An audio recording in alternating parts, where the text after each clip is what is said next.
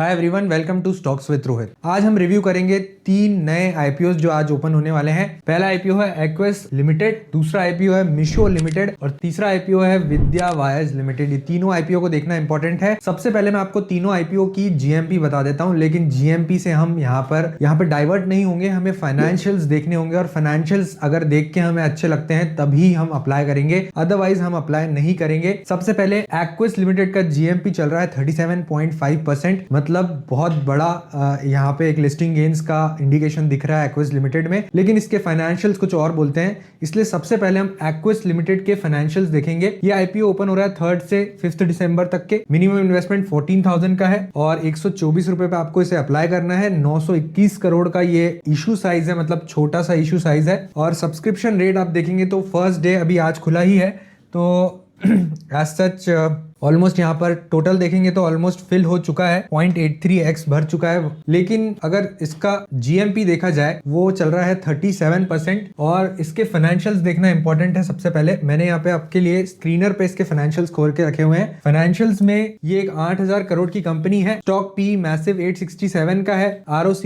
1.61%, ROE 1.29%। ये भी हमारे क्राइटेरिया में नहीं बैठता है, ये भी हमारे क्राइटेरिया में नहीं बैठता है। प्रॉफिट ग्रोथ -50.8% की है और कंपनी एक लॉस मेकिंग कंपनी है।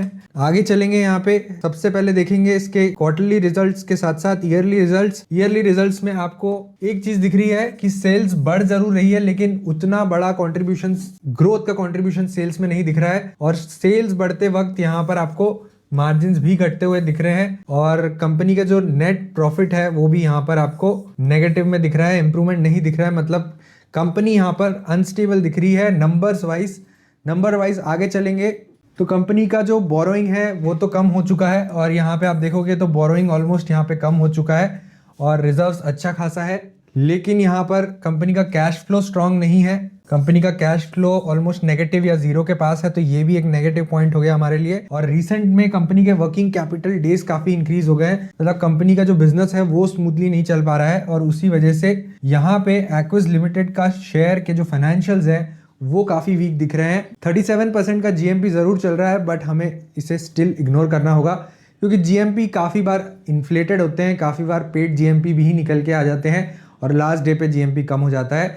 इसलिए हमें मेरिट्स के हिसाब से चलेंगे तो एक्विस लिमिटेड में यहाँ पर हम अप्लाई नहीं करने वाले हैं और मैं अपना पैसा एक्विस लिमिटेड में नहीं लगाऊंगा। दूसरा हमारा शेयर है मीशो लिमिटेड। इसके फाइनेंशियल्स हम सबसे पहले देख लेते हैं। जीएमपी ऑलमोस्ट यहाँ पे 40% तक पहुंच गया है। एक 50,000 करोड़ की कंपनी है, बहुत बड़ी कंपनी है और कंपनी एक ई कॉमर्स कंपनी है। और यहाँ पे हमें जो इस तरीके से इसे एनालाइज करना होगा कि इसके रेवेन्यू को हमें देखना होगा, ऑपरेटिंग प्रॉफिट को देखना होगा, ना कि नेट प्रॉफिट को देखना होगा और दूसरी चीज़ों को एनालाइज करना होगा, ना कि नंबर्स को, क्योंकि नंबर्स आपको हमेशा ही यहाँ पर नेगेटिव दिखेंगे। आगे चलते हैं। कंपनी डेट फ्री है और यहाँ पे अगर आप इसके ईयरली रिजल्ट्स देखते हैं तो क्लियरली यहाँ पर आपको जीएमपी हाई इसलिए दिख रहा है क्योंकि यहाँ पे आपको रेवेन्यू में आपको क्लियर ग्रोथ दिख रही है और 3 साल का रेवेन्यू ग्रोथ 43% का है।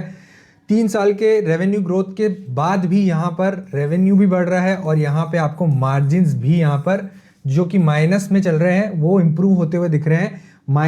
-104% से -6% तक के यहाँ पर मार्जिन्स हो चुके हैं। और अगर आप इस साल का अदर इनकम चेक करोगे तो अदर इनकम में एक्सेप्शनल आइटम बैठा हुआ है 1218 करोड़ का, तो ये भी एक पॉजिटिव पॉइंट है कि एक्चुअल में इसके जो प्रॉफिट्स हैं वो ऑपरेटिंग प्रॉफिट्स से यहाँ पे हम अंदाजा लगाएंगे कि इसका ऑपरेटिंग प्रॉफिट इंप्रूव हो रहा है। टर्नओवर बढ़ने के बावजूद भी यहाँ पे ऑपरेटिंग लॉस को बढ़ना चाहिए था यहाँ पे, पर ऑपरेटिंग लॉस मार्जिनली ही बढ़ा है, उतना नहीं बढ़ा है। मतलब है कंपनी यहाँ पे इंप्रूव कर रही है, कंपनी के फाइनेंशियल सुधरने के काफी चांसेस आगे जाके हो सकते हैं और इसी वजह से इसका जीएमपी इतना हाई चल रहा है। दूसरा रीजन है यहाँ पे कंपनी डेट फ्री है और कंपनी के जो क्लियर रिजर्व्स हैं वो बढ़ते जा रहे हैं और उसी रीजन से हम यहाँ पर इंटैक्ट रहेंगे। इतनी लॉस मेकिंग होने के बावजूद भी कंपनी यहाँ पर पॉजिटिव ऑपरेटिंग कैश फ्लो निकाल के दे रही है और पॉजिटिव ऑपरेटिंग कैश फ्लो निकल रहा है, मतलब इजीली यहाँ पर बिजनेस चल सकता है और उसी रीजन से आपको यहाँ पर वर्किंग कैपिटल डेज भी माइनस में दिखेंगे।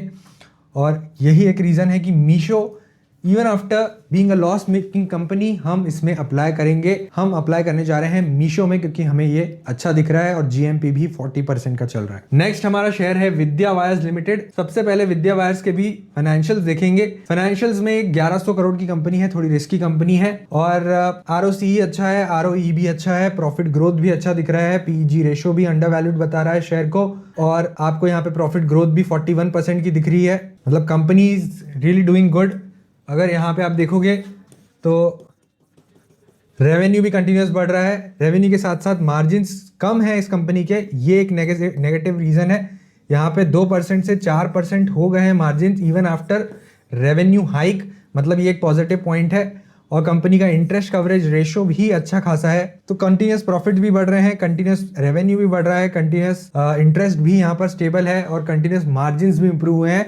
तो ये चारों पॉइंट हमारे लिए पॉजिटिव है और अभी तक के इस पर्टिकुलर शेयर में हमें सब कुछ पॉजिटिव दिख रहा है। अब यहाँ पे जो रिजर्व्स हैं वो ऑलमोस्ट बोरोइंग जितने ही हैं, तो ये एक नेगेटिव पॉइंट यहाँ पे निकल के आ रहा है कि कंपनी के पास रिजर्व्स उतने नहीं पड़े हैं टू पे ऑफ द बोरोइंग्स। और एक और नेगेटिव पॉइंट है कि कंपनी का जो कैश फ्लो है 2025 में वो नेगेटिव है और ये एक रीज़न हो सकता है कि हम इसे अवॉइड कर सकते हैं। बट आगे देखते हैं यहाँ पे वर्किंग कैपिटल डेज क्या चल रहे हैं।